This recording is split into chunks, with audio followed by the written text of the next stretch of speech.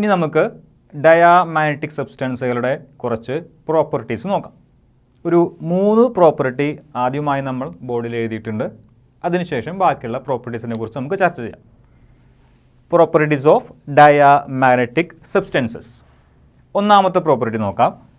When a diamagnetic substance is placed in a magnetic field, it develops feeble magnetism in the opposite direction of applied field. Diamagnetic സബ്സ്റ്റൻസുകൾ എന്താണെന്ന് പറഞ്ഞപ്പോൾ ഈ ഒരു point നമ്മളവിടെ കൂട്ടിച്ചേർത്തിരുന്നു. Diamagnetic സബ്സ്റ്റൻസുകളെ നമ്മൾ external magnetic ഫീൽഡിൽ വെച്ച് കഴിഞ്ഞാൽ അത്തരത്തിലുള്ള സബ്സ്റ്റൻസുകളിൽ വളരെ ചെറിയ ഒരു മാഗ്നറ്റിസം പ്രൊഡ്യൂസ് ചെയ്യും. ആ മാഗ്നറ്റിസത്തിൻ്റെ ഇൻഡ്യൂസഡ് മാഗ്നറ്റിസത്തിൻ്റെ ഡയറക്ഷൻ എന്ന് പറയുന്നത് അപ്ലൈഡ് മാഗ്നറ്റിക് ഫീൽഡിന് ഓപ്പോസിറ്റ് ആയിരിക്കും. നമുക്ക് അറിയാവുന്ന കാര്യമാണ്. അതൊരു പ്രോപ്പർട്ടി ആയിട്ട് ഇവിടെ പറഞ്ഞിരിക്കുന്നു. When a diamagnetic substance is placed in a magnetic field, external magnetic field, it develops feeble magnetism. Feeble എന്നുകൊണ്ട് ഉദ്ദേശിക്കുന്നത് വളരെ ചെറുത് എന്നാണ്. Feeble magnetism in the opposite direction of applied field. ഇനി രണ്ടാമത്തെ പ്രോപ്പർട്ടി നോക്കാം. രണ്ടാമത്തെ പ്രോപ്പർട്ടി നമുക്ക് പെട്ടെന്ന് മനസ്സിലാകണമെങ്കിൽ ഒരു കാര്യം ചിന്തിക്കുക.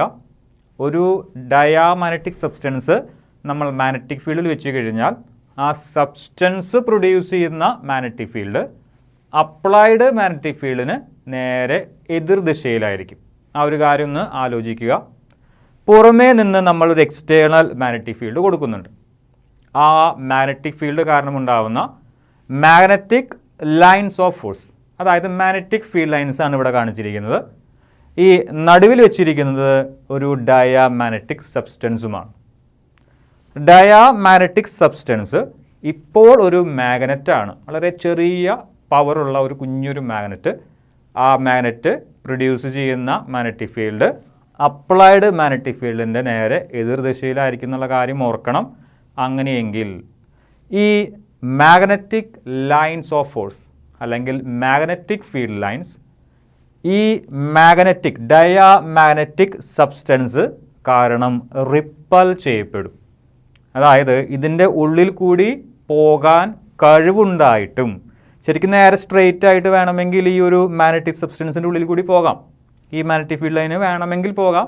പക്ഷെ അങ്ങനെ പോകാതെ അത് മുകളിൽ കൂടിയും താഴെ കൂടിയും റിപ്പൽ ചെയ്താണ് പോകുന്നത്. വളരെ കുറച്ച് മാഗ്നറ്റിക് ഫീൽഡുകൾ മാത്രമേ ആ മാഗ്നറ്റിക് സബ്സ്റ്റൻസിൻ്റെ ഡയാമാഗ്നറ്റിക് സബ്സ്റ്റൻസിൻ്റെ ഉള്ളിൽ കൂടി പോവുകയുള്ളൂ.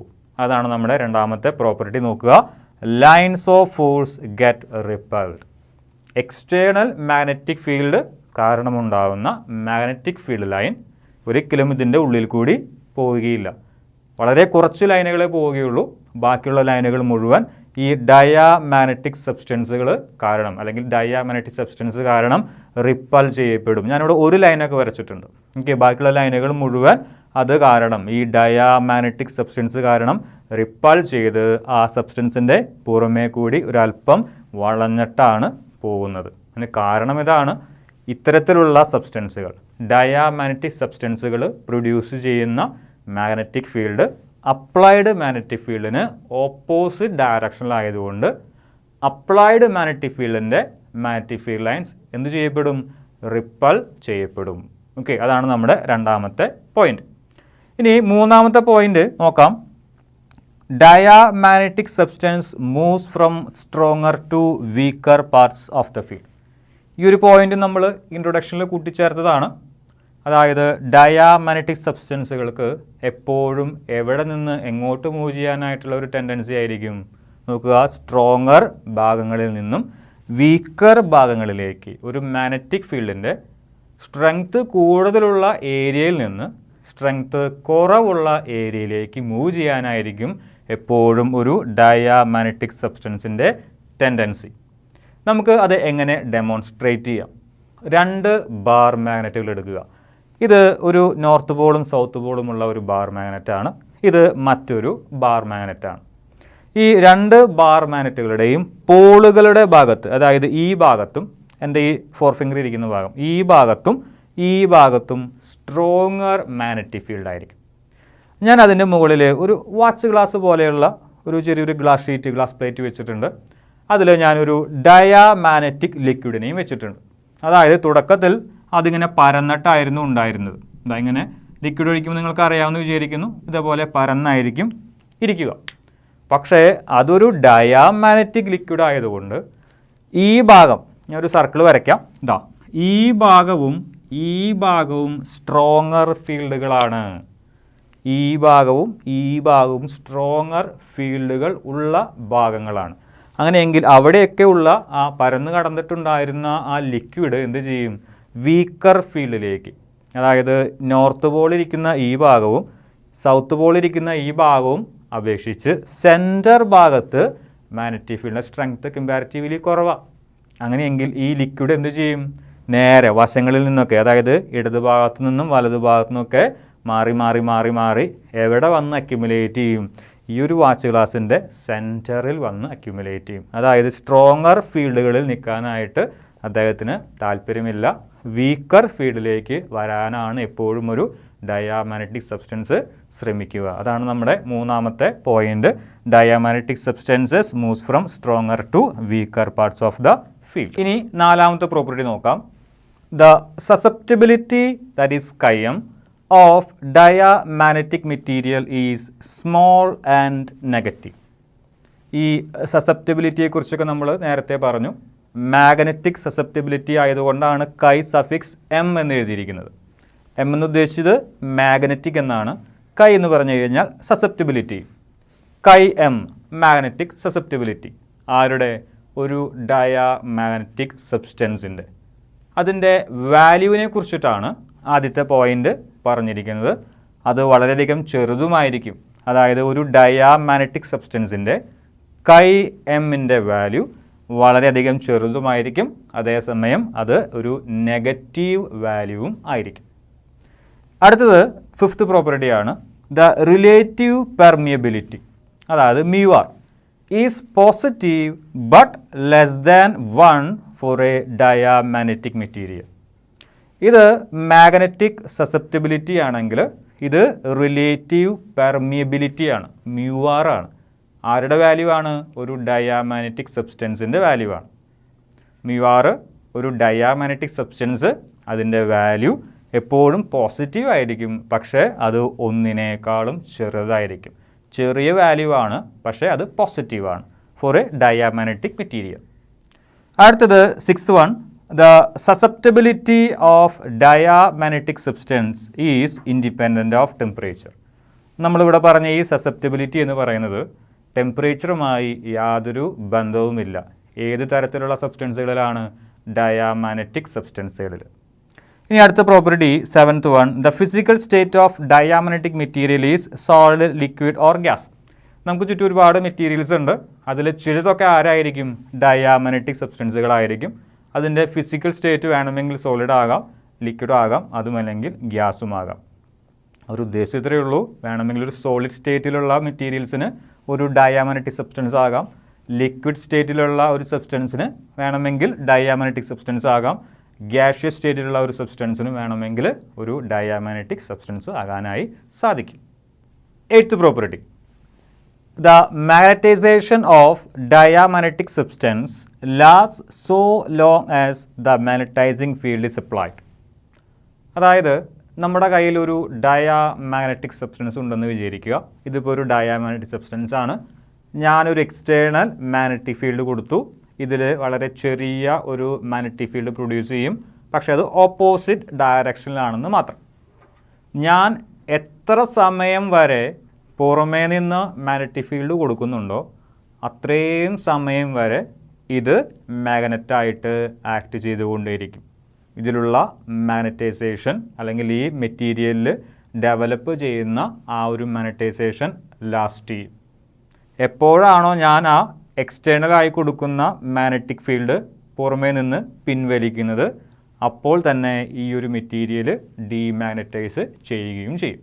ഓക്കെ, ആ ഒരു പോയിൻ്റാണ് നമ്മുടെ എട്ടാമത്തെ പോയിന്റിൽ കൊടുത്തിരിക്കുന്നത്, എട്ടാമത്തെ പ്രോപ്പർട്ടി ആയിട്ട് കൊടുത്തിരിക്കുന്നത്. The magnetization of diamagnetic substance lasts so long as the magnetizing field is applied. എത്രത്തോളം സമയം മാഗ്നറ്റൈസിങ് ഫീൽഡ് കൊടുക്കുന്നുണ്ടോ അത്രത്തോളം സമയം വരെ ആ ഒരു മാഗ്നറ്റൈസേഷൻ ഇതിലുണ്ടാകുന്ന മാഗ്നറ്റിക് ഫീൽഡ് ഉണ്ടായിക്കൊണ്ടേയിരിക്കും. അതായത് ഓപ്പോസിറ്റ് ഡയറക്ഷനിൽ ഈ diamagnetic substance magnetic field produce ചെയ്തുകൊണ്ടേയിരിക്കും. അതാണ് 8ാമത്തെ പ്രോപ്പർട്ടി. 9ാമത്തെ പ്രോപ്പർട്ടി ഒരു അല്പം ഇമ്പോർട്ടൻ്റ് ആണ്. നമ്മളൊരു ഇഫക്റ്റിനെ കുറിച്ചിട്ടാണ് പറയാൻ പോകുന്നത്, മെയ്സ്നർ ഇഫക്റ്റ്. നോക്കാം നമുക്ക് എന്താണെന്നുള്ളത്. ഒരു പക്ഷേ സൂപ്പർ കണ്ടക്ടേഴ്സിനെ കുറിച്ചൊക്കെ നിങ്ങൾ കേട്ടിട്ടുണ്ടായിരിക്കും. റെസിസ്റ്റൻസ് അപ്രോക്സിമേറ്റ്ലി 0 ആയിട്ടുള്ള കണ്ടക്ടേഴ്സിന് വിളിക്കുന്ന പേരാണ് സൂപ്പർ കണ്ടക്ടേഴ്സ്. സാധാരണഗതിയിൽ ഇപ്പോൾ നമ്മൾ സിൽവറോ കോപ്പറോ അലുമിനിയം ഒക്കെ എടുത്തു കഴിഞ്ഞാലും വളരെ ചെറിയൊരു റെസിസ്റ്റൻസ് അതിനും ഉണ്ടായിരിക്കും. റെസിസ്റ്റൻസ് ഈസ് ഈക്വൽ ടു 0 എന്ന് നമുക്ക് പറയാനായിട്ട് സാധിക്കുകയില്ല. പക്ഷേ ടെമ്പറേച്ചർ നമ്മൾ കുറച്ച് കൊണ്ടുവന്നു കഴിഞ്ഞാൽ ഒരു പെർട്ടിക്കുലർ പോയിന്റിൽ അതിൻ്റെ റെസിസ്റ്റൻസ് അപ്രോക്സിമേറ്റ്ലി ഈക്വൽ ടു 0 ആയിരിക്കും. പെർഫെക്റ്റ് കണ്ടക്ടേഴ്സ് ആയിരിക്കും. അത്തരത്തിലുള്ള കണ്ടക്ടേഴ്സിന് വിളിക്കുന്ന പേരാണ് സൂപ്പർ കണ്ടക്ടേഴ്സ്. ഓക്കെ, ആ ഒരു ടോപ്പിക്കുമായി ബന്ധപ്പെട്ടതാണ് നമ്മുടെ മെയ്സ്നർ എഫക്റ്റ്. നോക്കാം നമുക്ക്. When a metal is cooled to a temperature below its critical temperature in a magnetic field, it attains both superconductivity and perfect diamagnetism. ഇവിടെ നിങ്ങൾക്ക് തോന്നാം എന്താണ് ഈ ക്രിട്ടിക്കൽ ടെമ്പറേച്ചർ എന്ന് പറയുന്നത്. അതായത് ഒരു പെർട്ടിക്കുലർ ടെമ്പറേച്ചറിനേക്കാളും താഴെ നമ്മൾ അവിടെയുള്ള ടെമ്പറേച്ചർ കീപ്പ് ചെയ്ത് കഴിഞ്ഞാൽ നമുക്കൊരു ലിമിറ്റിംഗ് വാല്യൂ ഉണ്ടായിരിക്കും. ആ ലിമിറ്റിംഗ് വാല്യൂവിനേക്കാൾ താഴെയാണ് ടെമ്പറേച്ചർ എങ്കിൽ ആ കണ്ടക്ടറിൻ്റെ റെസിസ്റ്റൻസ് അപ്രോക്സിമേറ്റ്ലി 0 ആയിരിക്കും. ഒരു ടെമ്പറേച്ചറിനേക്കാൾ താഴെ നമ്മൾ ടെമ്പറേച്ചർ കീപ്പ് ചെയ്ത് കഴിഞ്ഞാൽ ആ മെറ്റലിൻ്റെ അല്ലെങ്കിൽ ആ കണ്ടക്ടറിൻ്റെ റെസിസ്റ്റൻസ് അപ്രോക്സിമേറ്റ്ലി 0 ആയിരിക്കും. ആ ഒരു ബൗണ്ടറിയിലുള്ള ആ ടെമ്പറേച്ചറിന് വിളിക്കുന്ന പേരാണ് ക്രിട്ടിക്കൽ ടെമ്പറേച്ചർ. ക്രിട്ടിക്കൽ ടെമ്പറേച്ചറിനേക്കാളും താഴെ നമ്മൾ ടെമ്പറേച്ചർ കീപ്പ് ചെയ്യുകയാണെങ്കിൽ ആ കണ്ടക്ടറിൻ്റെ അല്ലെങ്കിൽ ആ മെറ്റലിൻ്റെ റെസിസ്റ്റൻസ് അപ്രോക്സിമേറ്റ്ലി ഈക്വൽ ടു 0 ആയിരിക്കും. പ്ലസ് ആ മെറ്റൽ പെർഫെക്റ്റ് ആയിട്ട് എന്ത് നേച്ചർ എക്സിബിറ്റ് ചെയ്യും? ഡയാമാഗ്നറ്റിസം എക്സിബിറ്റ് ചെയ്യും. ഓക്കെ, അതാണ് ഫസ്റ്റത്തെ ലൈനിൽ പറഞ്ഞിരിക്കുന്നത്. വെൻ എ മെറ്റൽ എന്ന് പറഞ്ഞു കഴിഞ്ഞാൽ ഒരു കണ്ടക്ടറാണ്. Metal is cooled to a temperature below its critical temperature in a magnetic field. മാത്രമല്ല ഈ മെറ്റൽ നമ്മൾ എവിടെയായിരിക്കണം വെച്ചിരിക്കുന്നത്? ഒരു മാഗ്നറ്റിക് ഫീൽഡ്, ഒരു മാഗ്നറ്റൈസിങ് ഫീൽഡിലാണ് വെച്ചിരിക്കുന്നത്. അതിനുശേഷം ആ മെറ്റലിൻ്റെ ടെമ്പറേച്ചർ നമ്മൾ കുറച്ച് കൊണ്ടുവരുന്നു. കുറച്ച് നമ്മൾ അതിൻ്റെ ക്രിട്ടിക്കൽ ടെമ്പറേച്ചറിനേക്കാളും കുറഞ്ഞു. അങ്ങനെയുള്ള ആ അവസരത്തിൽ എന്ത് സംഭവിക്കും? It attains both super conductivity, resistance approximately 0 ആയിരിക്കും, and perfect diamagnetism. Then the magnetic field lines completely repel from it. ഇതൊരു ഡയാമാഗ്നറ്റിക് സബ്സ്റ്റൻസ് ആണെങ്കിൽ നേരത്തെ നമ്മൾ കണ്ടതാണ്, പരമാവധി ഇതിന് പുറത്തുകൂടെയാണ് ആര് പോകാൻ ശ്രമിക്കുകയുള്ളൂ? മാഗ്നറ്റിക് ഫീൽഡ് ലൈൻസ് പോകാനായിട്ട് ശ്രമിക്കുകയുള്ളൂ. പുറമേ നിന്ന് അപ്ലൈ ചെയ്യുന്ന മാഗ്നറ്റൈസിങ് ഫീൽഡിൻ്റെ മാഗ്നറ്റിക് ഫീൽഡ് ലൈൻസ് എപ്പോഴും ഈ ഡയാമാഗ്നറ്റിക് സബ്സ്റ്റൻസ് കാരണം റിപ്പൽ ചെയ്യപ്പെടും. പെർഫെക്റ്റ് ഡയാമാഗ്നറ്റ് ആണെങ്കിൽ ഒരൊറ്റൊരു മാഗ്നറ്റിക് ഫീൽഡ് ലൈൻ പോലും ഇതിൻ്റെ ഉള്ളിൽ കൂടി കടന്നു പോകില്ല. എല്ലാതും അതിൻ്റെ പുറമേ കൂടി കടന്നു പോകും. പെർഫെക്റ്റ് ആയിട്ട് എല്ലാ മാഗ്നറ്റിക് ഫീൽഡ് ലൈൻസും ഈ ഡയാമാഗ്നറ്റ് റിപ്പൽ ചെയ്യും. എപ്പോൾ? പെർഫെക്റ്റ് ഡയാമാഗ്നറ്റിസം ഒരു മെറ്റീരിയൽ കൈവരിക്കുമ്പോൾ. The magnetic field lines completely repel from it. For this material, chi is equal to -1 and mu r is equal to 0. അതായത് സസെപ്റ്റബിലിറ്റി -1 ആയിരിക്കും, റിലേറ്റീവ് പെർമിയബിലിറ്റി 0 ആയിരിക്കും ഈ സിറ്റുവേഷനിൽ. Then this phenomenon of diamagnetism in superconductors is called Meissner effect. അതായത് ഒരു മെറ്റലിനെ magnetizing ഫീൽഡിൽ വയ്ക്കുന്നു, അതിൻ്റെ ടെമ്പറേച്ചർ കുറച്ച് കൊണ്ടുവരുന്നു, കുറച്ച് ആ മെറ്റലിൻ്റെ ആ ക്രിട്ടിക്കൽ ടെമ്പറേച്ചറിനേക്കാളും കുറവ് ടെമ്പറേച്ചർ നമ്മൾ മെയിൻറ്റെയിൻ ചെയ്യുമ്പോൾ ആ മെറ്റൽ രണ്ട് കാര്യങ്ങൾ അറ്റൈൻ ചെയ്യും. ഒന്ന് സൂപ്പർ കണ്ടക്ടിവിറ്റി അറ്റൈൻ ചെയ്യും, രണ്ടാമത്തത് പെർഫെക്റ്റ് ഡയാമാഗ്നറ്റിസവും അറ്റൈൻ ചെയ്യും.